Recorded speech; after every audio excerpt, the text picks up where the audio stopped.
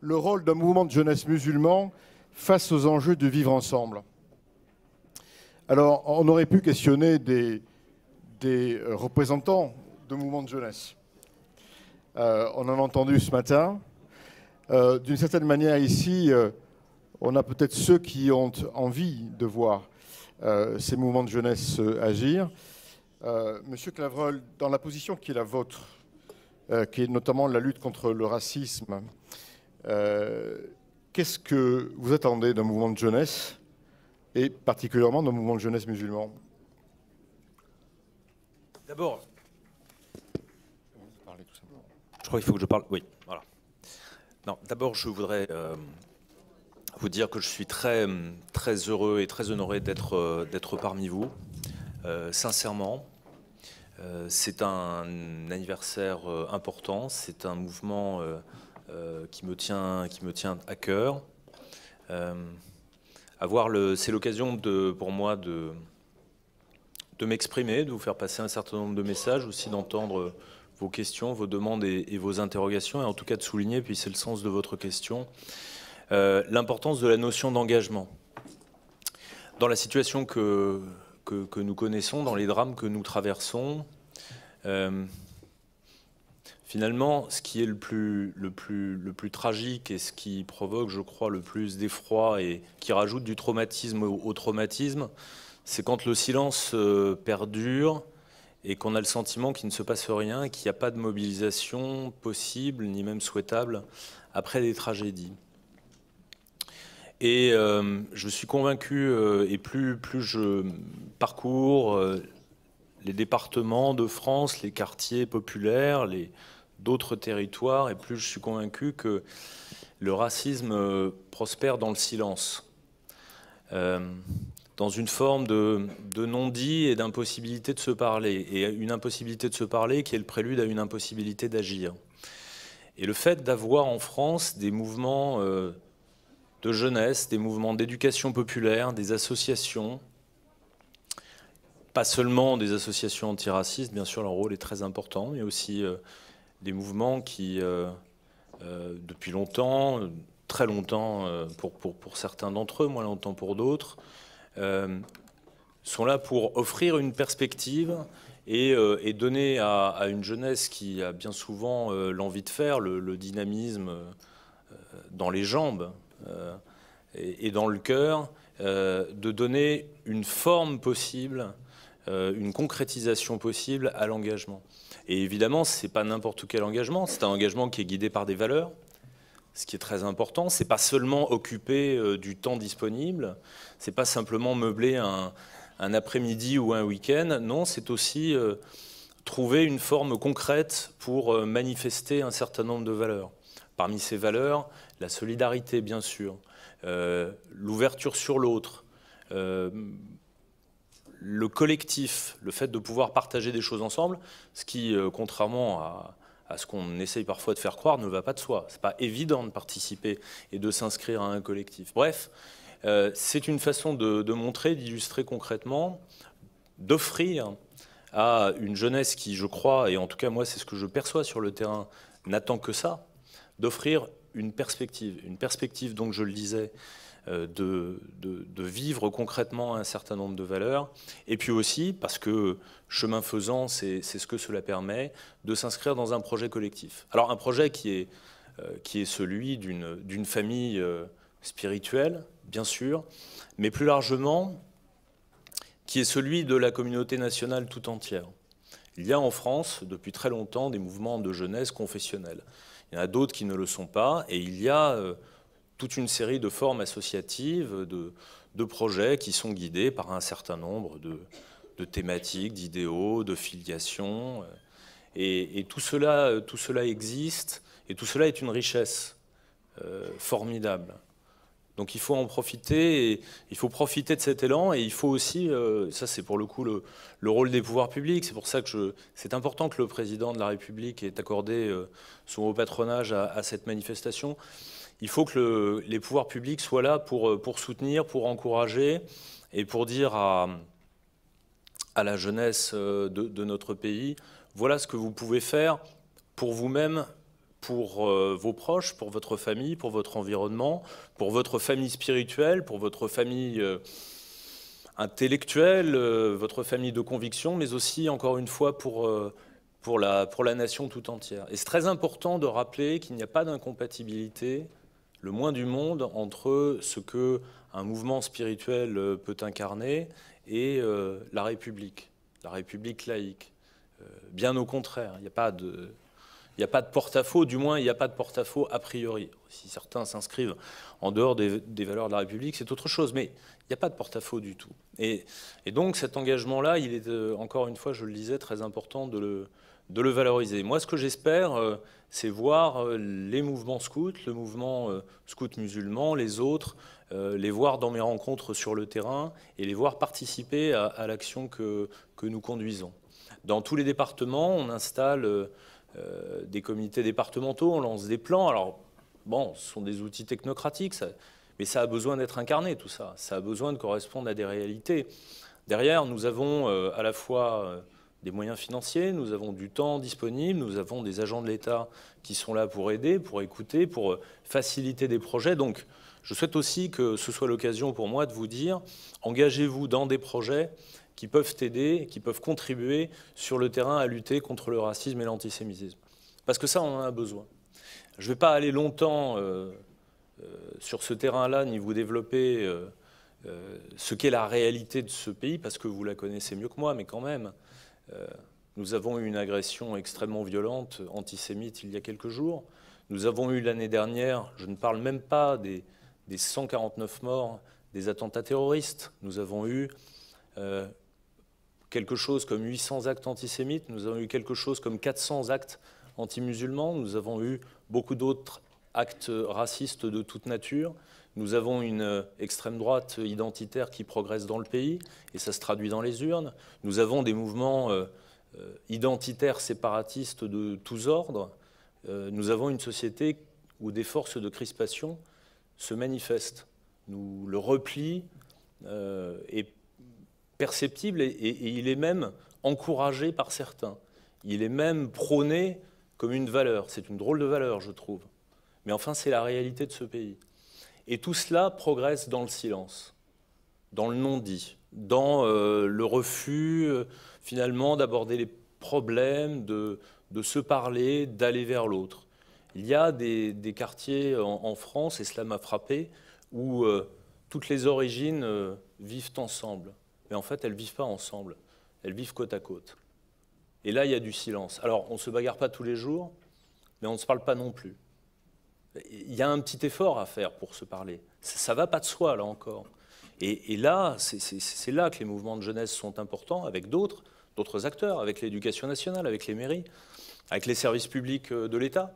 Mais les mouvements de jeunesse, eux, ont peut-être cette possibilité-là d'aller vers l'autre, d'aller au contact et de recréer quelque chose, la parole, le fait de faire des choses ensemble, qui, s'il n'est pas là, s'il est manquant, insidieusement détruit la possibilité même de vivre ensemble, ou alors conserve la possibilité de vivre ensemble mais séparément.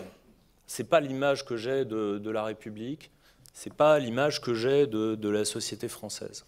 Donc votre rôle est très important et tout ce que nous pouvons faire, service de l'État, pour vous y aider, eh bien nous le ferons, c'est notre devoir et c'est notre engagement, tout particulièrement dans la mission qui est la mienne, qui est celle de lutter contre toutes les formes de préjugés, de discrimination et d'appel à la haine. Cette mission-là, votre engagement, votre vocation sont des outils et sont des appuis. Merci beaucoup, monsieur le délégué. Mohamed Barjafil, vous êtes imam à la mosquée d'Ivry-sur-Seine. Est-ce qu'il y a des scouts? Vous n'en avez pas. Est-ce que comme leader d'une mosquée, vous aimeriez qu'il y ait des scouts et quel pourrait être leur rôle?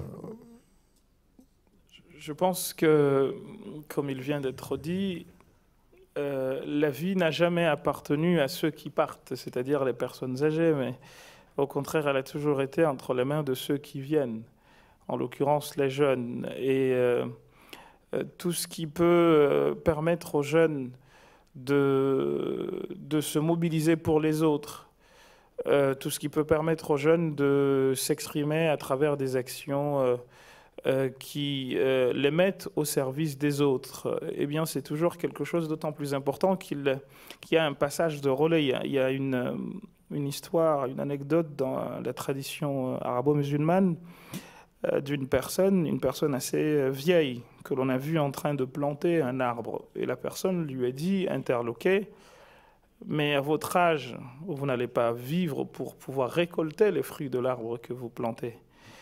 Et il a dit, il en est ainsi de la vie.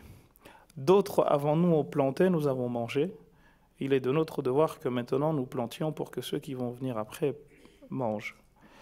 Donc il faut en effet que les jeunes se mobilisent. Moi, dans ma jeunesse, on avait monté une association, mais ce n'était pas ici, avec pour mission justement de lutter contre l'échec scolaire et surtout faire en sorte que des personnes âgées fassent du sport, parce que ce n'est pas dans les mœurs de là-bas que les personnes âgées fassent du sport.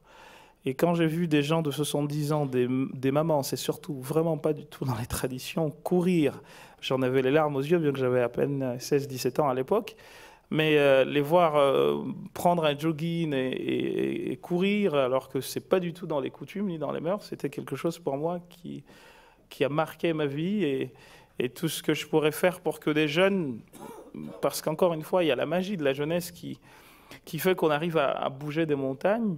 Si des jeunes arrivent à prendre à bras-le-corps des questions pareilles, c'est bien entendu quelque chose qui me réjouirait en tant qu'imam et pour lequel j'essaierai auquel j'essaierai de contribuer avec les moyens qui sont les miens. Merci.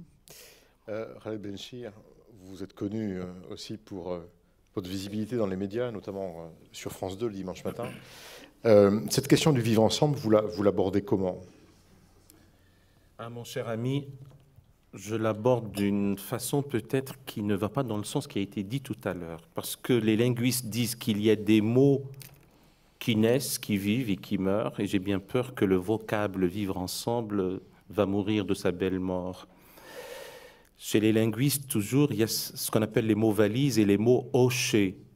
Il se trouve que le vivre ensemble est devenu de nos jours un mot hoché, qu'on met comme ça en avant. Et je lui préfère, pour ma part, une autre expression. C'est faire société et consolider les bases d'une nation commune dans laquelle nous appartenons tous. Parce que comme le préfet Clavreul l'a dit à l'instant, nous sommes ensemble. Mais sommes-nous dans la défiance, dans la méfiance, dans la crispation, dans le communautarisme, dans le côte à côte, dans la juxtaposition d'individus, voire de communautés, alors que je ne reconnais qu'une seule communauté nationale d'un destin commun? Ou sommes-nous dans une mosaïque humaine vivante avec osmose, symbiose, synergie et interactivité? Et vous l'aurez compris, c'est plutôt la seconde vision que je préfère pour ma nation et pour mon pays. Et nous n'en avons pas d'autre, il y a celui-là. Et nous devons nous y investir. Or, il se trouve que notre nation a été cruellement affligée. L'année écoulée est une annus horribilis pour nous tous. Et le rituel du début d'année veut que nous échangions de bons vœux. Et nous le ferons, puisque la pulsion de vie doit l'emporter sur la pulsion de mort. Simplement, la réalité, elle est aussi amère. C'est-à-dire que le tournant de cette nouvelle année a commencé aussi par des actes. Il y en a un à Marseille, révoltant, scandaleux. Il y en a eu à Cologne, il y en a à Jakarta, il y en a à Istanbul, il y en a ailleurs. Et donc, et c'est le sujet de ce soir, eh bien, à la jeunesse. C'est un truisme que de dire que la jeunesse, c'est l'avenir et c'est le capital des nations, quelles qu'elles soient. Alors, s'il s'agit de la nôtre, eh bien, toute la jeunesse, quelle qu'elle soit, a à investir le champ politique, à investir aussi le champ des études d'une manière générale. Et si je devais parler de la frange islamique de cette jeunesse-là et la composante islamique de la nation, je n'ai pas de leçons à donner. Il se trouve que je suis dans l'après-midi de ma vie, donc j'ai connu la période de la jeunesse qui est derrière moi et je la vois avec beaucoup de nostalgie aussi. Eh bien, il faut qu'elle soit immunisée, mithridatisée de tous les germes d'intolérance, de fanatisme et de radicalité. Que ce soit la radicalité qui s'islamise ou que ce soit la tradition religieuse islamique qui se radicalise, l'important, c'est qu'il n'y ait pas de radicalité, en tout cas que ça ne prenne pas au niveau de la psyché de la jeunesse et a fortiori de la jeunesse islamique. Donc, d'un côté, en dépit des difficultés, quelles qu'elles soient, et notre situation, elle est la nôtre, cette fois-ci, je la restreins à la jeunesse musulmane, et même avec tous mes vœux pour ce quart de siècle que vit le scoutisme islamique et ces jeunes scouts musulmans, eh bien, de voir les ressources en interne. Ce n'est que du dedans qu'une jeune âme probe et intègre puisse aspirer au salut, nous enseignait François Mauriac. Voir en soi, chez soi, de quoi pouvoir trouver le sursaut pour sortir de la crise. Et sans dolorisme aucun, une crise peut être salvifique. L'épreuve est salvatrice. L'homme se construit dans la difficulté. Antoine Blanc de Saint-Bonnet nous a enseigné que l'homme est le fils de l'adversité aussi. Eh bien, à cette jeunesse de ne pas abdiquer, de ne pas démissionner. Et les maîtres mots, et les antidotes même, devant l'extrémisme, le radicalisme, le terrorisme, le fanatisme, ces maîtres mots resteront toujours. Je me suis égosillé à le faire savoir et je continuerai. Donc c'est pour vous dire quelle est ma conviction dans ce domaine. Éducation, instruction, acquisition du savoir, culture, connaissance, ouverture sur le monde, amour du beau et des valeurs esthétiques, inclination vers ce qui élève, les belles lettres, les beaux-arts, la musique, la poésie. Quand nous avons un jeune hurluberlu qui nous dit que étudier, s'adonner à la musique, ça démonise les jeunes gens, c'est pas pour lui tomber à bras raccourcis, mais ne pas dire que ceci est inacceptable au même moment où la République dépense beaucoup de nos deniers afin de préparer notre jeunesse aussi à une âme polie, élevée, à un cœur ouvert, eh bien, c'est de la responsabilité des hiérarques musulmans et des responsables de trouver les imams qui conduisent, tels des thérapeutes de l'âme, eh bien, cette jeunesse vers un avenir meilleur. Voilà, j'ai envie de le dire d'une manière générale, parce que j'ai cru comprendre que notre premier round, si vous me pardonnez l'anglicisme, est très court. Non, c'est toujours agréable de vous l'entendre dire de cette manière assez poétique, finalement.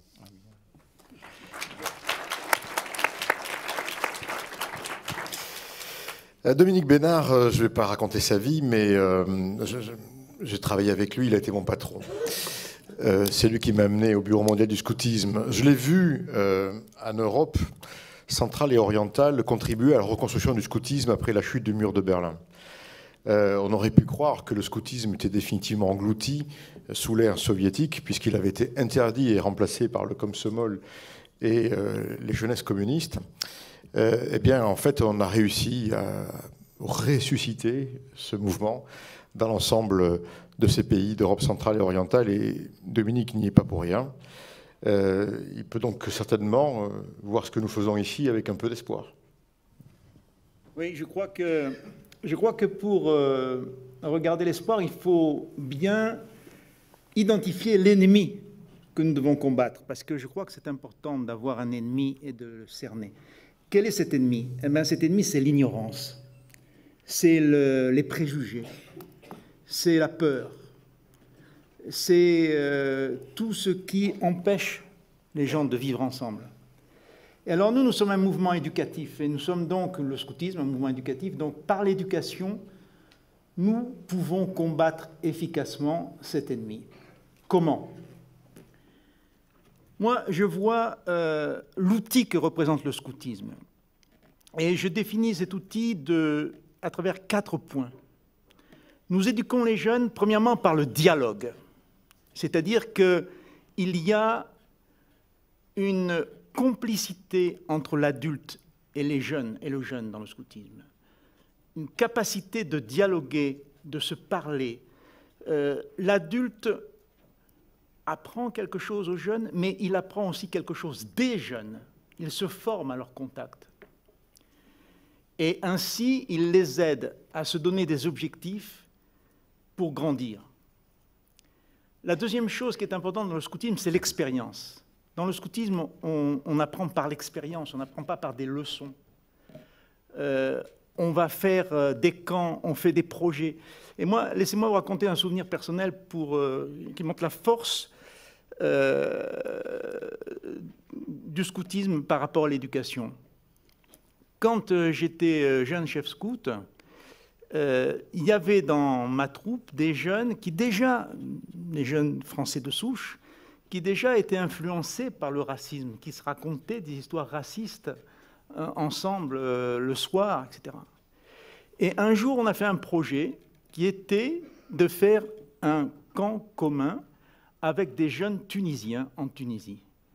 Nos jeunes sont allés là-bas, ils ont été reçus par des familles tunisiennes, et ça a été tellement fort pour eux que jamais plus après ils n'ont raconté des blagues racistes. C'était fini pour eux le racisme. Ils étaient vaccinés, ils étaient mitridatisés, comme vous avez dit. Donc l'expérience est très importante et c'est notre rôle d'ouvrir aux jeunes des champs d'expérience qui sont significatifs pour eux, qui vont leur permettre de découvrir des valeurs. Parce que je ne crois pas qu'on puisse transmettre des valeurs. On peut transmettre des informations seulement. On ne peut pas transmettre ni des connaissances ni des valeurs. Il faut créer des conditions pour que les jeunes apprennent par eux-mêmes à travers l'expérience. Bien sûr, il faut les guider, il faut les assister, mais c'est par l'expérience qu'ils apprennent.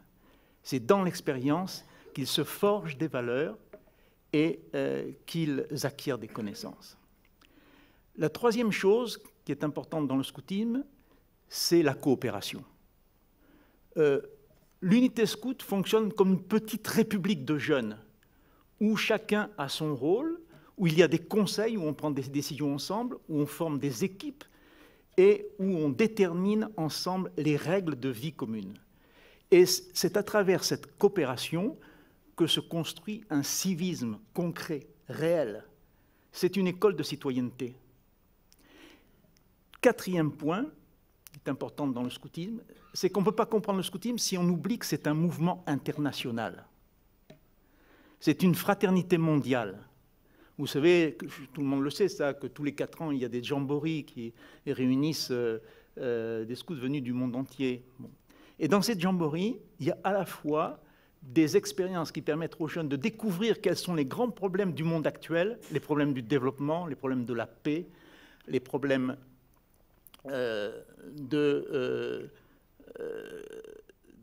des religions. Il y a toute une expérience de l'interreligieux qui est fait au cours de ces jamborees et qui permet aux jeunes de découvrir les autres confessions, les autres cultures.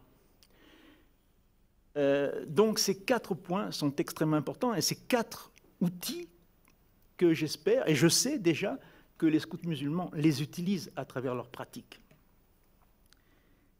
La deuxième chose que je voudrais vous dire très rapidement, j'espère que je ne suis pas trop long. Bon, tant que tu restes intéressant, tout va bien. Bon, ça va. Je peux me permettre. Dans l'époque actuelle, il y a un grand problème qui existe pour les jeunes dans le monde entier. Dans le monde entier, aussi bien dans les pays industriels comme le nôtre, ou ex-industriels, que dans les pays en développement. C'est le problème de la transition de l'adolescence à l'âge adulte. Auparavant, ça allait de soi dans les sociétés traditionnelles. Les jeunes recevaient un héritage qui leur permettait de faire le métier que leur père avait fait. Les familles négociaient des arrangements qui fait qu'ils accédaient au mariage facilement et il y avait tout un système d'initiation qui les amenait à l'âge adulte. C'est terminé partout. Même en Afrique, vous savez qu'en Côte d'Ivoire, par exemple, 80% des gens habitent dans les villes. La société traditionnelle, elle n'existe plus ou presque plus. Et les jeunes doivent franchir 4 étapes essentielles pour accéder de l'adolescence à l'âge adulte. Premièrement, acquérir la responsabilité de leur bien-être, prendre la responsabilité de leur bien-être, de leur santé, c'est-à-dire ne pas se laisser entraîner dans les drogues, l'alcoolisme, etc. Deuxièmement, eh bien, accéder à une vie affective, découvrir ce que c'est que l'amour, construire une relation de couple, préparer un projet de mariage. Troisièmement, accéder à l'emploi.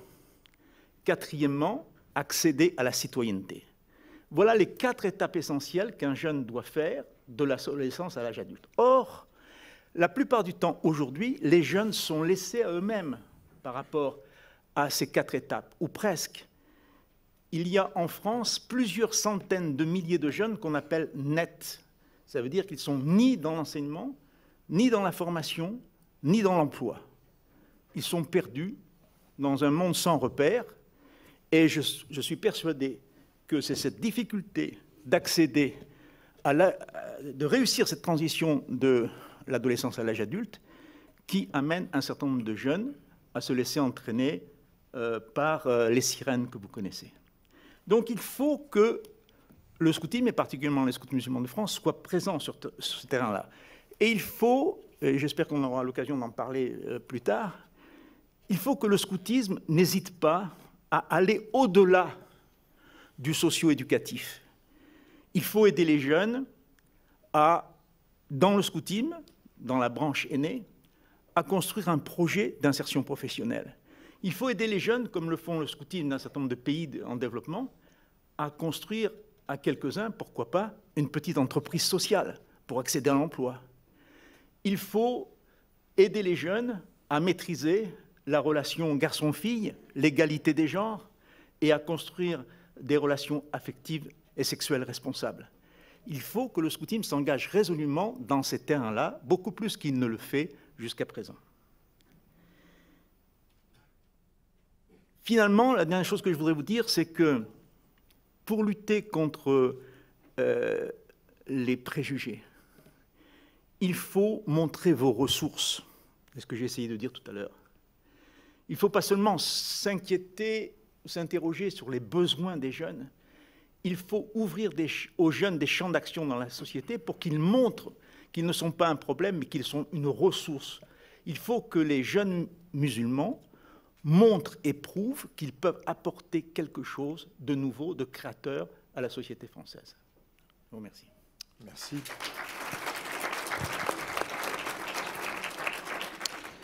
Alors, on va se tourner vers la salle et voir s'il y a quelques questions. Il y en a déjà une ici au milieu, d'un de nos amis de la Fédération des éclaireurs unionistes, si je reconnais bien la chemise. Youssef, tu peux porter le micro, s'il te plaît.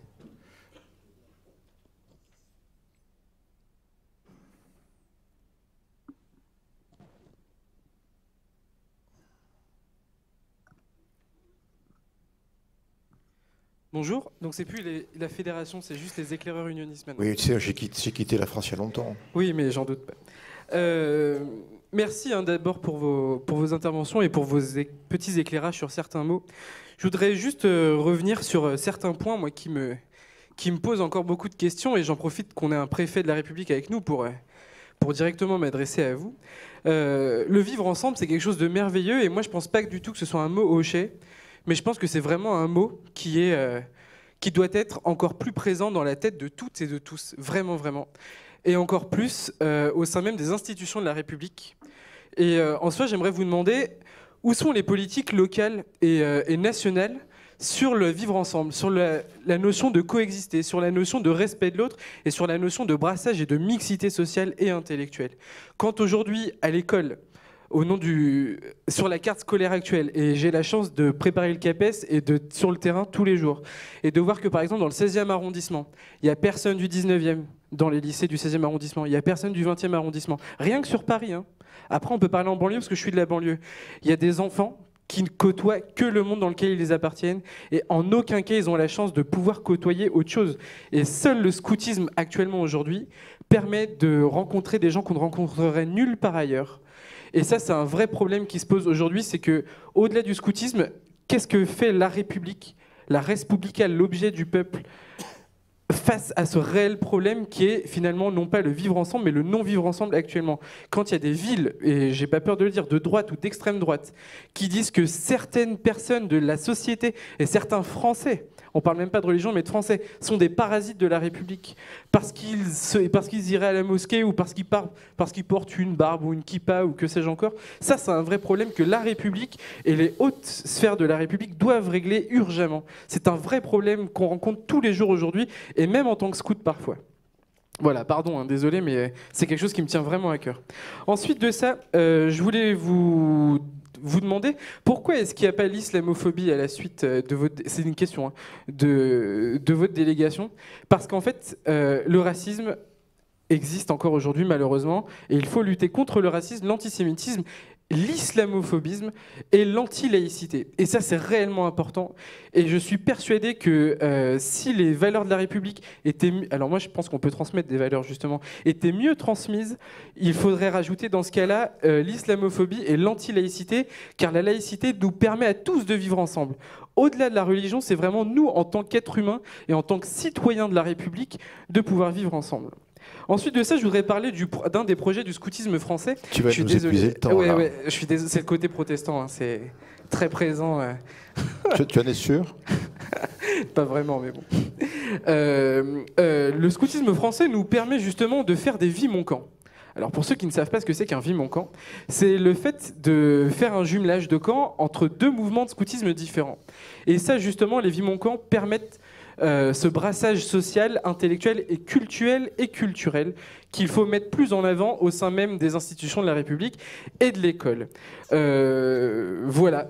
Merci beaucoup. Ah oui, je voudrais juste dire aussi aux scouts musulmans et à tout le monde qu'il y en a ras-le-bol que les scouts musulmans et que les musulmans doivent se repentir pour des actes abominables. Et ça, c'est un vrai problème aujourd'hui. Et encore une fois, et je pense que c'est important d'en parler, parce que justement, je ne pense pas que le rôle d'un mouvement de jeunesse musulman, c'est de se justifier. Au contraire, il doit être fier d'être musulman. Et en aucun cas, il doit se repentir pour des personnes qui sont très malveillantes et qui sont contre le vivre ensemble et qui n'ont rien compris à la société et à ce que c'est que la République.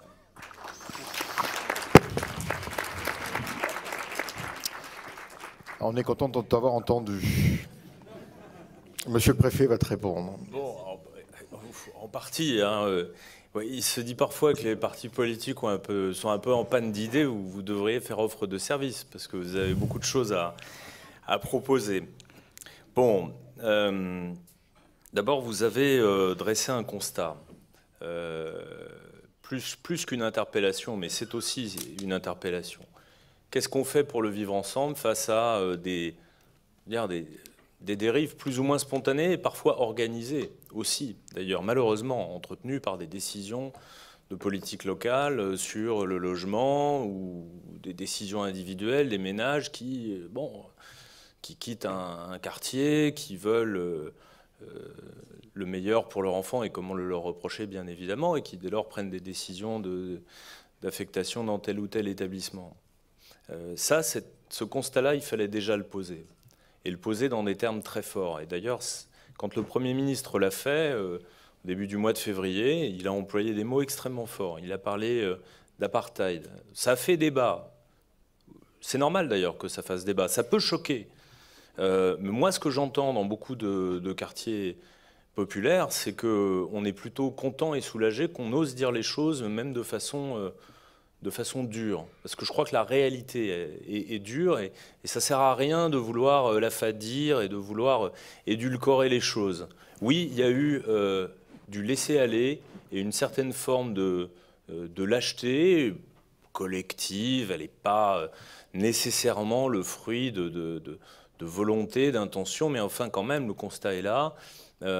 Certains quartiers se sont repliés et enfermés sur eux-mêmes parce qu'on n'a pas forcément pris les bonnes décisions en matière de mixité dans le domaine du logement, parce que quand une famille qui arrive à peu près à s'en sortir, à se stabiliser économiquement, s'en va, elle est immédiatement remplacée par une famille qui a encore plus de difficultés, et qu'au bout du compte, quand on laisse faire ça, et que par ailleurs on laisse faire d'autres choses, par exemple l'installation d'un certain nombre d'entrepreneurs identitaires, je ne vais pas plus loin, mais vous voyez très bien ce que je veux dire, eh bien on aboutit en quelques années à des situations qui sont extrêmement difficiles à inverser. Et de l'autre côté, souvent, à quelques hectomètres, comme vous l'avez dit, vous avez des quartiers qui vont très très bien.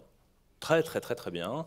Et il ne s'agit pas que certains aillent moins bien pour que les autres aillent mieux, parce que ce n'est pas comme ça que ça marche, mais il s'agit que là aussi, il y a une certaine fluidité, des échanges, des parcours, et qu'il y ait quelque chose qui s'appelle tout simplement la solidarité. Alors là, après avoir posé un diagnostic, et encore une fois dans des termes très forts, et je crois que c'est comme ça qu'il fallait procéder, il y a eu un certain nombre de décisions de politique publique qui ont été prises. Le comité interministériel pour l'égalité des chances, avec 2 axes principaux, il y en a d'autres, hein, le logement et l'éducation, avec des mesures sur la carte scolaire pour justement remédier aux défauts que vous avez soulignés. Je vous rappelle que dans un temps qui n'est pas si lointain, on avait tout simplement théorisé le fait que la carte scolaire, en fait, il fallait s'en débarrasser parce que ça servait à rien. On a vu le résultat. Bon.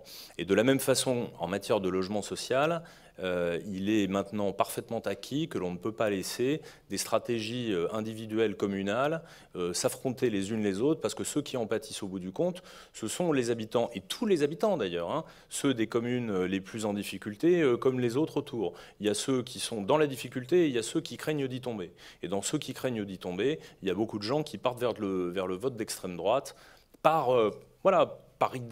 cette idée extrêmement fausse d'ailleurs que ça va les protéger contre quelque chose. Non, pas du tout. Au contraire, ça va plutôt accélérer le mouvement.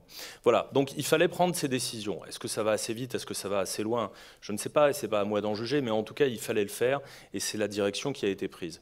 D'autres mesures sont venues au mois d'octobre, notamment pour lutter contre les discriminations. Chantier extrêmement important, et il faut le dire tout de suite, extraordinairement difficile. Vous savez peut-être qu'en France, on vient de le voir là dans l'enquête Trajectoire et Origine, qui vient d'être rendue publique, la toute dernière, mais aussi dans une étude de l'Institut Montaigne, une situation de discrimination dans le travail à l'embauche qui est stupéfiante en France. Et à côté de ça, est-ce que vous savez combien de condamnations l'an dernier ont été prononcées pour discrimination ayant trait à l'origine ou à la religion? Combien de condamnations? France entière, il y en a eu 9. Voilà. Alors ça vous donne la mesure du boulot sur un domaine, les discriminations, du boulot qui nous attend. Et dans le boulot qui nous attend, il y a le mien, très humblement, qui consiste à parler de ces sujets partout, de manière systématique, à faire des plans qui soient des plans d'action, où on traite tous les sujets, la transmission des valeurs. J'ai tendance à croire qu'on peut transmettre les valeurs, mais je ne veux pas entrer dans ce débat, il est très intéressant, mais en tout cas, tout axé sur l'éducation, sur la culture, sur le savoir, sur l'apprentissage des règles de vie collective par le sport. Tout ça, ce sont des actions concrètes, c'est du travail avec les associations. Bref, ce sont des réalités de terrain et on peut enclencher des choses, je suis persuadé, encore faut-il s'en donner les moyens. Le travail, c'est aussi la sanction pour ne pas laisser passer les actes racistes, les propos xénophobes. Vous parliez de la responsabilité de certains élus dans certaines déclarations publiques. Eh bien, en ce qui me concerne, je pense que d'autres responsables publics, d'ailleurs, ils le font, mais tous devraient le faire. Lorsqu'on entend des propos inacceptables, lorsqu'on voit des messages sur Twitter, sur Facebook qui sont inacceptables, il faut les dénoncer publiquement avec une très grande énergie et une très grande fermeté. Et lorsqu'il y a matière à poursuite pénale, moi personnellement, je saisis le procureur de la République, y compris contre des élus de la République. C'est comme ça qu'il faut faire. L'impunité zéro pour tout le monde, que ce soit un adolescent qui débloque, que ce soit un élu de la République, parce que lui, en plus, il doit être exemplaire. Voilà, donc toutes ces actions-là sont indispensables, aucune n'est suffisante. Et encore une fois, le mal est tellement profond et il fait tellement il dévaste tellement de choses dans la conviction que les jeunes peuvent avoir sur la promesse républicaine, qu'il faut être absolument intraitable et montrer l'exemple tout le temps, sans relâche. C'est un travail de tous les instants, mais surtout, ce qui est très très important dans cette affaire, vous avez dit quelle est la responsabilité de l'État, elle est très grande, la responsabilité de l'État. Et c'est pour ça qu'on a mis, comme on dit familièrement, on a mis la gomme, on a mis les moyens, on a mis une volonté, on met de l'impact. Mais ça ne peut pas être la responsabilité seulement de l'État, c'est aussi l'affaire des collectivités locales, c'est l'affaire des politiques, c'est l'affaire des associations, c'est l'affaire de tous les citoyens, pour que lorsqu'il y a des incidents, lorsqu'il y a des problèmes, lorsque ça dérive, on ne regarde pas ailleurs en disant bah oui, il y a bien quelqu'un derrière moi qui va s'en occuper. C'est pas comme ça que ça marche et on le sait bien. Merci, Monsieur le Préfet. Si on vous invite, avec les outils qui sont les vôtres, et je pense à des outils concrets, si on vous invitait à une formation des cadres scouts, qu'est-ce que vous aimeriez faire comme atelier avec eux, par exemple? Bon, vous avez 2 heures, 3 heures. C'est pas assez. C'est pas assez.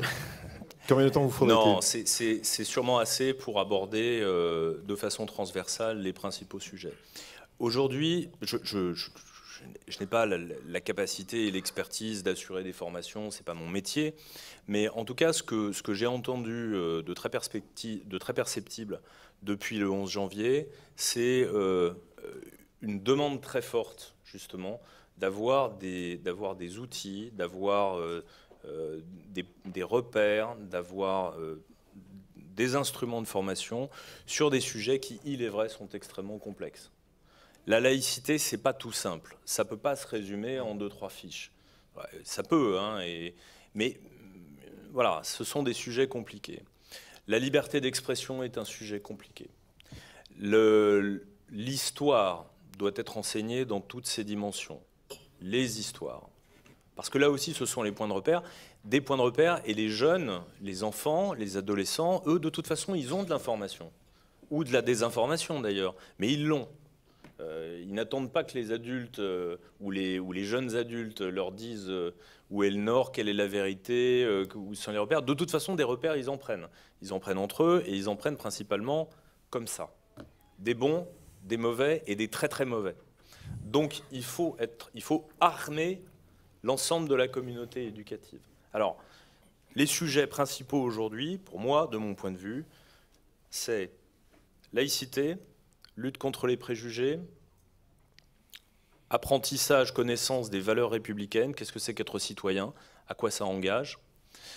C'est aussi des éléments d'histoire, connaissance de l'histoire de France dans toutes ses dimensions, connaissance de l'histoire des génocides, je dis bien des génocides, et connaissance un minimum de cette diversité culturelle qui est la réalité de la France d'aujourd'hui, et en particulier de la France jeune. Voilà. Si on n'a pas surtout ces éléments-là, c'est pour ça que 2 heures, vous voyez, c'est un peu difficile. Le challenge est un peu difficile. On vous invitera une semaine alors. Voilà. Mais au moins, on peut faire le panorama de ce qui constitue les éléments essentiels de la boîte à outils pour voyager. Je ne dis pas tranquille parce que la tâche d'enseignement aujourd'hui, vraiment, quelle qu'elle soit, hein, dans les écoles, dans le milieu de l'éducation populaire, c'est très dur. C'est pour ça qu'il faut être, et on a aussi une responsabilité, nous, pouvoir public et beaucoup d'autres, d'être en apporteur de solutions et de fournir des outils à une communauté éducative au sens large du terme qui en a besoin. Merci. Khaled Benchir, je vous pose la même question. Si vous étiez invité à venir donner une formation à des chefs scouts, qu'est-ce que vous aimeriez faire avec eux? Je ne veux pas être redondant parce que ce qu'a dit Gilles va dans le sens de la formation des cadres, donc former les formateurs.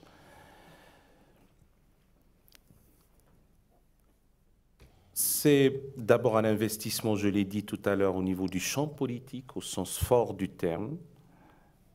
Connaître l'histoire, ça me paraît de la plus haute importance. Sortir d'une vision de l'histoire linéaire, cloisonnée en Antiquité, Moyen-Âge, sans le qualifier de latin, et en Renaissance, avec cette approche nombriliste et européocentriste, mais avoir une vision panoptique de l'histoire, comme une anthropologie du passé avec un regard critique sur les systèmes de culture et des traditions, mais aussi comme une archéologie du temps présent.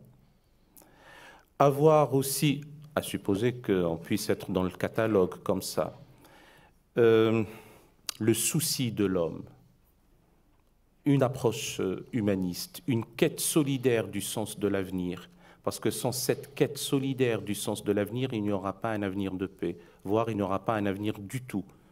Et donc, le fait, à travers les mouvements de scouts, c'est éclairer, éveiller les consciences, éclairer les esprits, les libérer notamment du point de vue religieux d'une normativité obèse, celle qui grossit comme ça et qui culpabilise, et qui laisse plutôt place à l'élévation spirituelle. Est-ce qu'on sait que le scoutisme islamique, dans ses débuts, quand il avait comme guide, l'ancêtre donc du guide de Cheikh Bentounès, maintenant du guide symboliquement parlant, Abdelhamid Ben Badis, ouais. Eh bien, les garçons étaient en Bermuda et les filles étaient en jupe. Et si je ne dis pas que c'est bien, André Courrèges et nous a quittés, la question n'est pas là. Mais si elles devaient avoir un quelconque foulard, il n'était qu'autour du cou. J'ai beaucoup de respect et de déférence et d'amitié pour celles qui se voilent avec conviction, mais ce n'est pas ça, encore une fois, l'important, encore de nos jours, dans un scoutisme à coloration confessionnelle islamique. Un dernier point, ce n'était pas dans votre question, mais c'était dans la question du jeune homme. Pourquoi pas l'islamophobie? Au risque aussi de dénoter, parce que ce soir, je ne fais que de dire des choses qui ne vont pas dans le sens voulu d'une manière générale. Eh bien, moi, celui qui est atteint d'islamophobie, je compatis plus à son état que je m'en offusque. Parce que l'agoraphobie, la claustrophobie, l'arachnophobie sont des maladies. Et donc, il faut plutôt soigner. Je dis ça sans aucune approche caustique. En revanche, s'il y a lieu de condamner quelque chose, ce serait la mise islamique comme misogyne ou misanthrope. Parce que là, il y a une haine déclarée et assumée comme telle, et voulue, brandie. Bon, ça, c'est, j'allais dire, aux concepteurs, à ceux qui du vocabulaire et du langage, de trouver. Pourquoi est-ce que je dis ça? Parce que comme il se trouve dans la frange islamique de notre nation, il y a très peu de communicants. Et qu'on a laissé, je ne vais pas me défausser sur la presse, c'est toujours facile, et une presse libre est le socle de la démocratie. Mais à une ère de twitterisation de la politique et de la BFMisation des esprits et de la moranisation de la société, il ne faut pas s'étonner que lorsqu'il y a une focalisation maladive sur le vil, le pervers, le négatif de ce qui a trait à la tradition religieuse islamique, que nos compatriotes ne soient pas effrayés. Moi, si je ne devais m'informer sur notre propre société française qu'à travers l'unique canal de la revue Détective, il y a de quoi désespérer de l'âme humaine en France. Je le comprends. Donc il faut avoir, j'allais dire, l'esprit lucide et avec froideur d'esprit. Quand il y a cette information de tous les jours, eh bien, je compatis à l'état de mes propres compatriotes qui ont peur. Et il y a de quoi. En revanche, il y a lieu non seulement de construire le fameux contre-discours, et j'ai assisté à un mini-débat tout à l'heure, d'une part, parler de l'humanisme d'expression arabe en contexte islamique, totalement oublié, oblitéré, effacé des mémoires, occulté de la part de ses propres héritiers, mais même aussi des autres. Ça me paraît être de la plus haute importance. Revenir à une vision de l'histoire, et je dis ça sans apologie aucune de ma part, à la contribution des Arabes au corpus du savoir universel. Je vous donne deux exemples. Si, en classe de 4e, pour nos jeunes concitoyens, des écoliers en 4e, on apprenait le théorème d'Al-Kashi. Al-Kashi a étendu le théorème de Pythagore au-delà du rectangle, du triangle rectangle, en jouant sur le cosinus. Si dans une salle de cours, on donne aux écoliers d'apprendre par cœur et de travailler sur le théorème d'Al-Kashi, ça colmate les brèches identitaires, etc. Le deuxième exemple, le second, parce que si je dis deuxième, il faudrait qu'il y en ait un troisième, et je n'ai pas envie de grever le temps. Et donc le second exemple, c'est le fameux ouvrage de Copernic que personne ne lit. Personne ne lit, c'est le titre d'un autre ouvrage sur l'ouvrage de Copernic, le livre qu'on ne lit jamais ou que personne ne lit. Eh bien, dès Revolutionibus Orbium Celestium, donc de la révolution des orbes célestes ou de la révolution des sphères célestes de Copernic, édité en 1543, Copernic reconnaît sa dette pour 5 astronomes musulmans. En réalité, 4 plus un cinquième. Le premier, Albatanus. Le deuxième, Thébet, un cratère lunaire porte son nom. Le troisième, Averroès, donc c'était à lui que je pensais n'était pas exclusivement astronome. Le quatrième, Azarchiel, l'homme aux yeux bleus, parce que sa mère fut une Visigoth. Et le cinquième, Alpatrigus. Enseigner ça, donc non plus en classe de quatrième, mais en classe de terminale, ça permet de donner une idée que nous appartenons tous à une ère civilisationnelle euro-méditerranéenne, sur une longue ère civilisationnelle ERE cette fois-ci, eh bien, dans laquelle, du point de vue spirituel et sous la voûte commune de la laïcité, il y a le monothéisme abrahamique judéo-islamo-chrétien, et aussi une civilisation d'expression gréco-arabe à travers l'histoire. Et donc ça permet à la fois d'apaiser les tensions, d'inscrire cela dans la culture et dans l'histoire. Et à nos jeunes gens, je finirai là-dessus, c'est aussi peut-être les imams du haut de leur chair d'inculquer l'amour de la patrie. Nous nous sommes réjouis de ces opérations portes ouvertes, et ne ça ne sert à rien de dire « Ah, mais que n'a-t-on fait avant ?» Il vaut mieux se réjouir de quelque chose, même si c'est tardif, et tant mieux. Mais le rôle aussi des hiérarques religieux, des responsables, c'est de faire en sorte que l'altérité confessionnelle, l'ouverture sur autrui, l'amour de la patrie soit inscrit, tout cela soit inscrit dans l'enseignement, à la fois religieux et spirituel. Je dis ça parce que toute situation de difficulté, le mot difficulté est très euphémistique dans ce que nous vivons maintenant, est complexe. Quand on dit complexe, c'est soit on a envie de se défausser, soit c'est vraiment complexe. Et quand c'est complexe, il y a plusieurs paramètres. Il faut savoir les distinguer. Les plusieurs approches. On a l'approche sociologisante, on en a parlé, l'approche politique, l'approche géostratégique, l'approche de la lecture psychanalytique, il y a la lecture millénariste, nihiliste, apocalyptique, théologique. Eh bien, toutes ces lectures-là, chacune d'elles a sa pertinence propre, mais aucune n'épuise le sujet à elle seule. Donc c'est pour ça que les chantiers sont titanesques et il faut les entreprendre petit à petit, avec méthode, mais avec détermination pour arriver. Merci.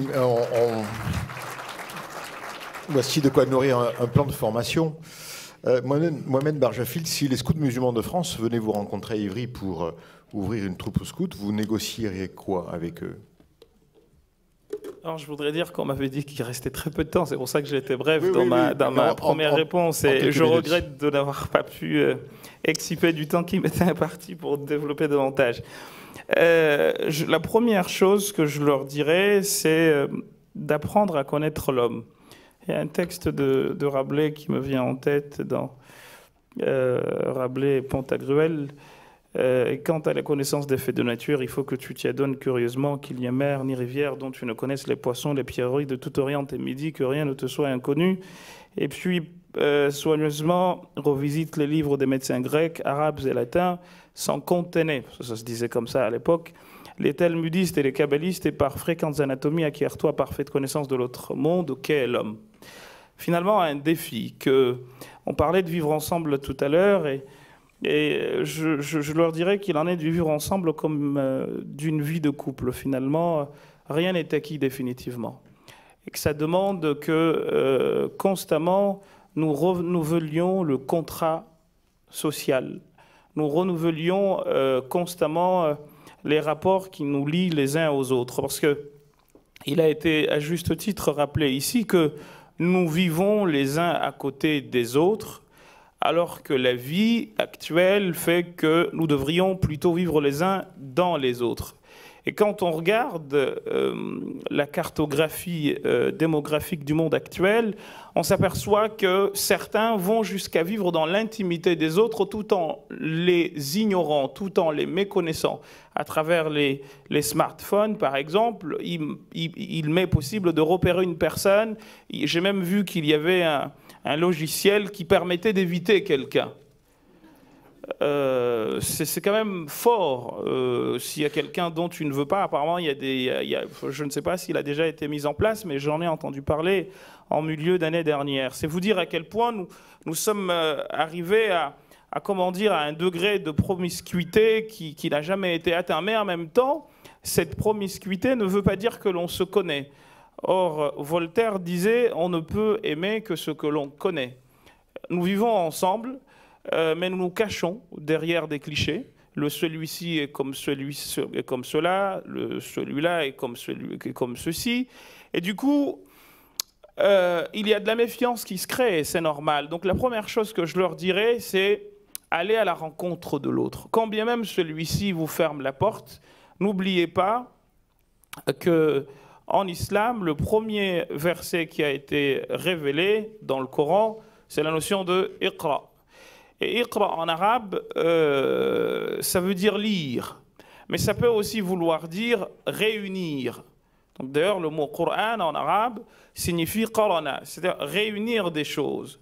Donc l'homme ne peut être véritablement homme que si il se réunit avec l'autre. Il y a un verset du Coran d'un chapitre spécial qui s'appelle le chapitre des femmes, qui est le premier d'ailleurs de ce chapitre, qui dit « Ô vous, les hommes, ayez une crainte révérentielle à l'endroit de votre Créateur qui vous a créé à partir d'une seule âme. » Il y a un exégète qui s'appelait Tabari, le premier exégète musulman, qui a dit « L'homme a deux appartenances. Il a une appartenance lointaine, c'est celle d'Adam et Ève, et une appartenance proche, celle de ses parents directs. » Et il dit, en fait, quand Dieu parle aux hommes ici, parce que c'est comme ça que le chapitre commence, il y a Ayyuhannas, ô vous les hommes. Il dit, en fait, Dieu apprend à l'homme qu'il doit tout autant s'occuper de sa source première que de sa source proche. Ce qui veut dire en gros que l'on rappelle à l'homme qu'il n'existe que parce que son semblable existe, qu'il ne peut y avoir de réalisation possible de ce dernier qu'à travers l'autre. Et au fond, vouloir que l'autre soit comme nous, c'est nier justement la différence que Dieu a voulu que, par exemple, entre vous et moi, il y ait. Or, aujourd'hui, il y a des gens, par exemple, dans la communauté musulmane, pas seulement en France, qui pensent que, on le voit malheureusement à travers les exactions qui sont commises ici et là au nom de l'islam, il ne doit y avoir de foi que la foi musulmane. Il ne doit y avoir de comportement qu'un comportement qui serait pour eux musulman. Or, et c'est la preuve, encore une fois, si besoin était, que ces gens-là ont largué les amarres de l'islam depuis très longtemps. Si vous allez à Palmyre, les compagnons du prophète sont arrivés dans cette région il y a plus de 1300, 1400 ans. Et ils ne s'en sont jamais pris aux statues qui étaient à Palmyre, une cité qui est vieille de plusieurs millénaires. Et on a vu la même chose avec les Bouddhas d'Afghanistan qui ont été sauvagement détruits au nom de l'islam, alors que les compagnons du prophète sont arrivés dans ces endroits et ont laissé la foi des gens se continuer, parce qu'après tout, nul ne doit... et c'est à mon frère et ami Ghalib que je répondrai, parce qu'il a parlé des imams, et que ces derniers, il faut qu'ils prennent leurs responsabilités. Il faut surtout que, et ce serait le troisième point que je leur dirais, que les jeunes musulmans comprennent que moi, en tant qu'imam, je n'ai pas d'autorité sur eux. L'autorité de la pensée, moi, je dois éduquer mes enfants, mes élèves, mes disciples, à ce que moi j'appelle l'insolence intellectuelle. C'est-à-dire que, autant moi je propose quelque chose, nous sommes là, nous parlons très bien depuis tout à l'heure, depuis à peu près 1 heure, autant nous proposons des choses, autant ceux qui nous entendent ne sont pas obligés de prendre pour argent comptant ce que nous leur disons. Ce qui se passe chez les jeunes, malheureusement, qui se laissent embarquer dans cet extrémisme fou, parce que j'aime pas les mots en isme, donc l'islamisme pour moi ça me fait mal au cœur que de dire islamisme, plutôt appelons folie folie, et comme ça les choses seront vite fait, bien fait, réglées. Les jeunes qui tombent dans cette barbarie ou cette folie, eh bien on leur enlève la possibilité de réfléchir. Et du coup, on leur dit en gros ce que l'autre a dit, en l'occurrence le cheikh, eh bien, c'est la vérité révélée. Or, en islam, justement, il n'y a pas de vérité révélée à part celle qui a été révélée au prophète. Or, ce qui a été révélé au prophète a commencé par une notion fondamentale que même les musulmans ont du mal à réaliser, le doute. Quand le prophète de l'islam reçoit le message, la première chose qui lui traverse la tête, c'est le doute. Est-ce que je suis véritablement en face d'un message divin? Pour lui, il était possédé et il ne pensait qu'à une chose, comment faire pour se prémunir de la possession, parce que c'était une honte, une avanie à l'époque. Donc, donner aux scouts musulmans la possibilité, justement, cette notion d'interrogation, le fameux cogito. Je réfléchis, d'ailleurs on dit que c'est Descartes qui l'a dit, alors que c'est un Shafi'i qui est mort en 150 de l'Hégire qui a dit « Au fakir, je vis, je réfléchis, et donc je suis vivant ». Descartes, c'est au XVIIe siècle, mais Shafi'i, il a dit quasiment 1200 ans avant. Donc leur donner la possibilité de comprendre que, eh bien, seuls eux doivent être comptables de leurs actions, parce que le jour du jugement, ce ne sera ni Rolib, ni M. Cavrol, ni quiconque ici qui aura à répondre de leurs faits et gestes, c'est plutôt eux qui auront à le faire. Et si on leur donne cet outil-là, je peux vous garantir qu'on les aura immunisés contre toute forme d'extrémisme. Merci beaucoup. Alors c'est ainsi qu'on va conclure cette deuxième partie de cette troisième table ronde. Je vous remercie, messieurs, d'y avoir contribué. On va certainement discuter demain, dans une autre réunion, avec les cadres du mouvement, de ce beau programme de formation auquel vous avez pensé pour eux. Et Dominique Bénard, auquel je n'ai pas posé la question, sera bien entendu demain avec les cadres pour discuter de tout ça. Alors, on va...